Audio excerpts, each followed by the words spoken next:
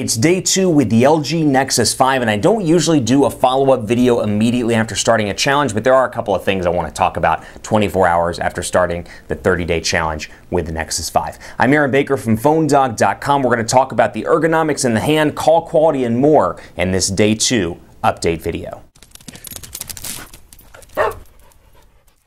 24 hours in with the LG Nexus 5 or the Google Nexus 5, depending on what you want to call it, and there's a lot that I like about this device. And I know I say that in most of the challenge videos, but really pleased with the ergonomics of this device. It feels good in the hand, and you look at this and you think to yourself, $350 unlocked without a contract, a nice value proposition all around, but you'd think you'd be getting like an inexpensive device or something like that, and that's not the case here. It's got a great feel in the hand. I love the matte touch back, and then of course the micro USB charging port down here at the bottom with the speakers. They continue to perform well. You've got your power button over on the side. So ergonomically, I feel like everything's placed very well on this device, and I like the odd little earpiece up here, the circular earpiece on the Nexus 5. It fits well in the hand. I've said this quite a few times in videos, and if you watch my videos, you know this. I think 5 inches is a great sweet spot for a lot of people because it's big enough to do content consumption. You know, browse the web, check your YouTube videos. It's big enough to do that on a daily basis without, let's say, going to your laptop or having a tablet, but this is still small enough to be pocketable, and you see that with the Nexus 5. Fits well in the hand. I like Android 4.4 so far, and you know me, I'm a fan of a lot of the user interfaces TouchWiz since, and I still see things that are missing, and one of the biggest pet peeves for me,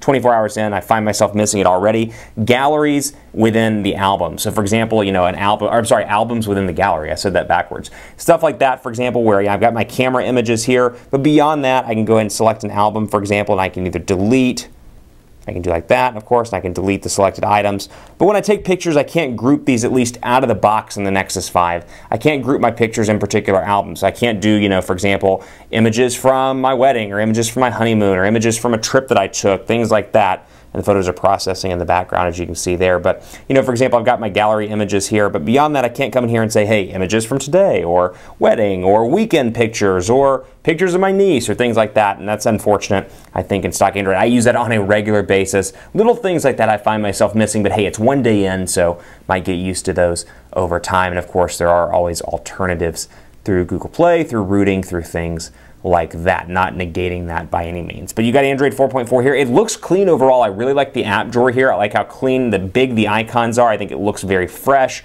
and polished. And of course, you've got your home screens as well over here in the Nexus 5. Now, interestingly enough, you can see all the home screens I have here. As far as I know, there's no limitation to how many home screens you can have, or at least I haven't found the limitation yet. But one thing I think is really interesting, you can see I'm at my final home screen here.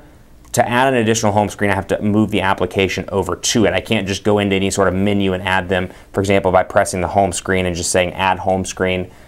Can't do it that way. It's a little bit different. A little bit, you know, it's intuitive, but I can see where people would be confused and be like, how do I add extra home screens? And of course, you do have Google Now integration on this as well. I find that to be useful, very similar to what you would see from HTC's Blink feed. You can turn it on or off, much like you can in recent versions of Sense. I find it to be useful, but I also find it to be a bit of a battery hog. So we may rather turn that off in the challenge. But otherwise, you know, one of the biggest things I miss, battery percentage indicator, but I do have this hack where I've got it enabled to some extent in my battery percentage, or my battery bar up there at the top. Kind of hard to see, but I am using that percent enabler feature that you may have seen on the internet. That feature you may have seen on the internet. Take that comment to the bank. But anyway, really enjoying this device so far. I'd love to hear from you on Twitter at PhoneDog_Aaron. I've heard from a bunch of you. If I didn't cover your feature in this video, don't worry. It just means I'm taking a couple of days to put that feature to the test, or I'm saving it for a later video. So don't feel discouraged if you didn't get your feature covered in this particular video. Really excited to put this to the test over 30 days, 28 days left.